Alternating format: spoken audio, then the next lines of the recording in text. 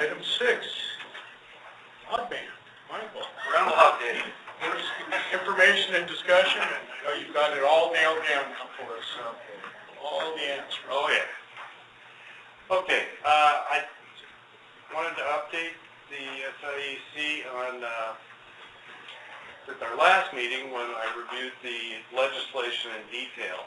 We've had a meeting with the PSCC, so we've got some activity through working with PSCC that I want to review.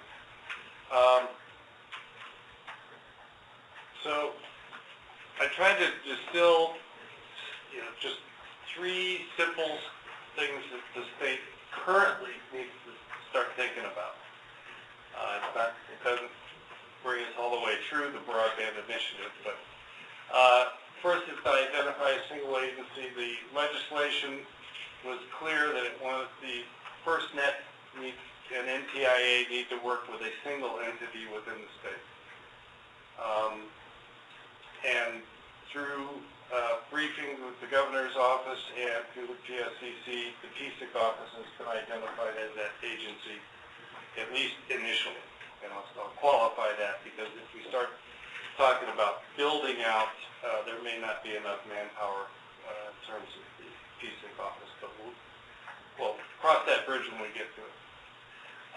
We need to develop a plan for the best use of the state and local implementation grant program that's under the legislation. That's the $135 million worth of R&D funds, let's just call it, that are going to be available.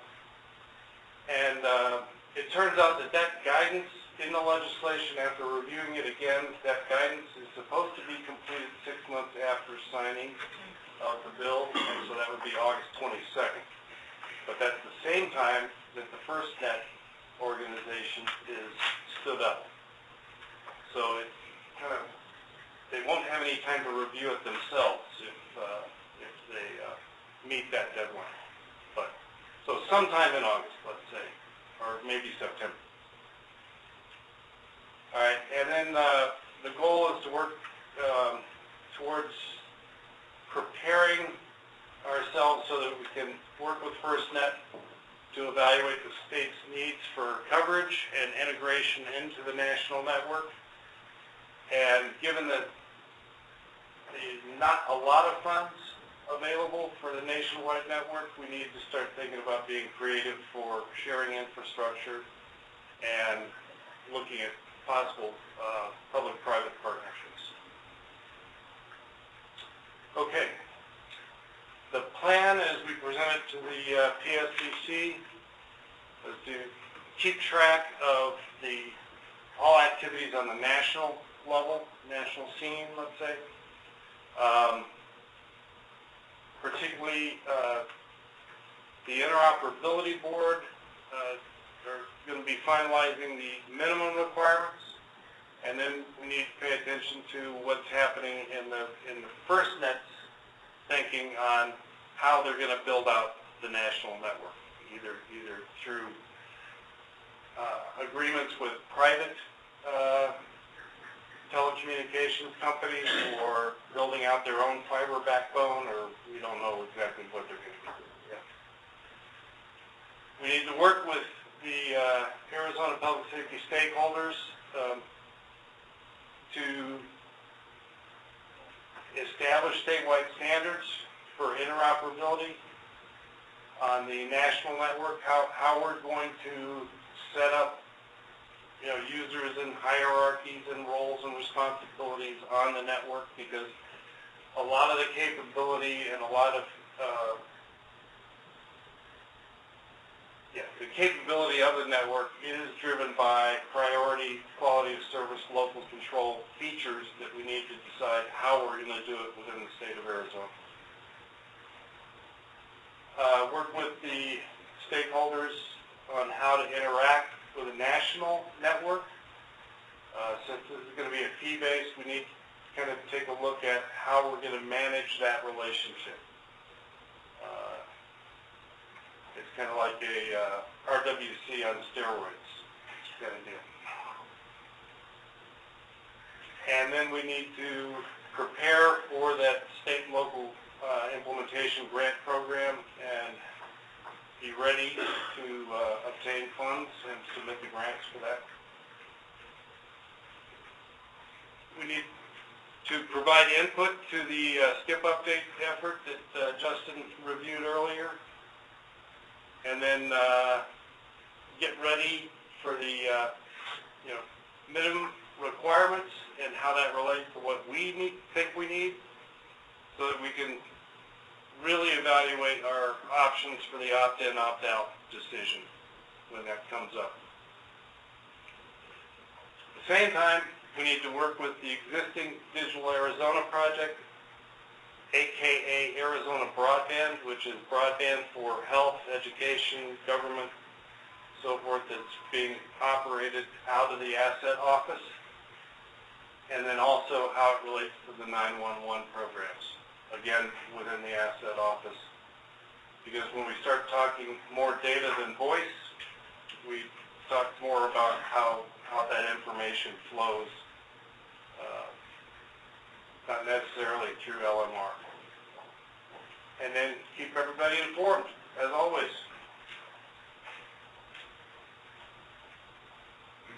At the GSCC meeting, they formed a working group, the Arizona Public Safety Broadband Network. That's actually April 17th. I don't know how that slipped through.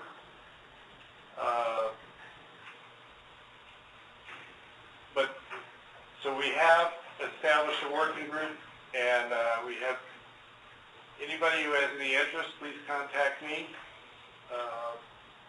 and then I'll be hand selecting those that we really need to join in on the work group. Okay, and then just to review some recent activities. One piece of legislation that was passed in the Arizona legislature was SB 1402, which allows ADOT to actively pursue the laying of fiber network conduit, working with the Department of Administration. This was an initiative driven by the Arizona Broadband or Digital Arizona project, which we will more than likely try and leverage for the Arizona Broadband to be able to have a fiber backhaul throughout Arizona would be very beneficial to the Arizona infrastructure for the broadband project. And Mike, just to reiterate for folks who might not be familiar with that, Department of Transportation, when they're out there doing road work, their mission was to move commerce through the state. This initiative allows them to also move information through the state, which allows them, whenever they're doing road work on a state highway, the rough equivalent cost of painting the stripes on the road is what it costs for them to lay the conduit. It is very cheap to lay the conduit to allow fiber to go through at the same time they're doing road repairs. And so this initiative allows them to strategically begin building out the state's fiber optic network at really a fraction of the cost of what it would cost to build that network without this. And what mainly the advantages are for a private telecommunications company, they have to get permits, easements, right-of-ways, and all that stuff. That part of the process takes almost more time than getting the conduit actually into the ground. There won't be any fiber put in by the state. It's basically providing the conduit so that private and public can then use the conduit to pull fiber. Because in terms of getting the legislation through, the private companies didn't want the state being a provider of fiber capability. So there's a little dance there, but it seems to be working. All right, April 20th, the PSST, OAC, the waiver recipient working group as a whole, and the Mesa Topaz folks submitted comments to the SEC. They had opened up a call for request for comment on how to transition the waivers from the PSST to FirstNet, add in D block, and then also basically extend or redo the waivers, whether or not to actually give the waivers another 2-year period or not. So there's a lot of concern out there and a lot of unknowns about whether the waivers are going to be continuing or whether the FCC is just going to wait for what FirstNet's going to do. The Interoperability Board held a public workshop on the 23rd, and our PSIC office, we presented to the Southwest Border Communications Group along with Robert Rhodes from the OEC on the National Public Safety Broadband Network.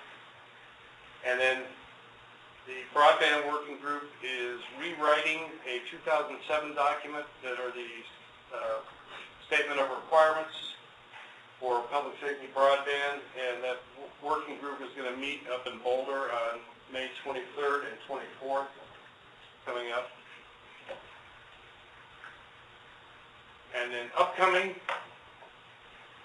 again, the Digital Arizona Project, their committee meeting is 2 days away, May 10th. We're going to be part of a panel discussion to go through options for infrastructure sharing. And then APCO Broadband Summit, we have the skip implementation workshop, as Justin mentioned. And then the same day, the Interoperability Board is going to be submitting the minimum requirements to the FCC, who will then review them. Update on Mesa Topaz, our local Arizona waiver recipient. The responses to the RFP were due February 16th. The RFP review team was kicked off March 12th. They've met weekly. They're actually wrapping up, but no decision has been made, at least made publicly. The issue for Mesa and other waiver recipients is that a lot of RFPs went out that included core. The architecture implied by the legislation is that no state will really own any core components, that they'll all be part of the national network. So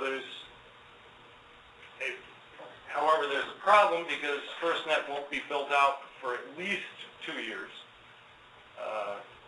in our estimation. And so they basically would have a lot of RAN equipment with no core to run it. So it's a problem situation. Okay, any questions? If you think about any additions to the plan, let me know. If there's gaps that you see or anything that would help define it further. And then give me a call. Maybe it doesn't seem like we can identify much until we get more information. And we're really looking at that as August, right? Is when they're going to... Yeah, I mean, for the grant guidance part of it, and again, until FirstNet stood up and we get some indication of what direction they're going, I think all we can do is try and inventory the infrastructure that Arizona has and start talking about how viable that is or isn't. I mean, in terms of, we've got DPS's microwave that could possibly be beefed up for a backhaul, this conduit situation with the Digital Arizona project and what that would entail. GovNet and what the possibility of utilizing that is. Maybe start talking to the utilities, SRP and APS, in terms of what they have available in terms of sharing options. But again, it's all just discussion. at this point. Okay, so is that really, work group going to have anything to really gain traction on? Well, the other big chunk of change that I see out there is the, you know, we've never, in terms of governance, we've never had to deal with something outside of Arizona and how we relate and what that will do to both our SCIP and how, you know, we deal with an entity that is at a federal or national level.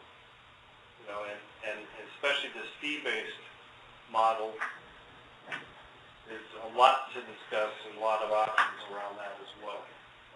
And again, it's pre-planning.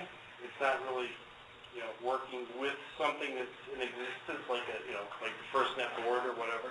I guess what keeps going through my head is we can pre-plan something that's terrific, but if they come out with something different,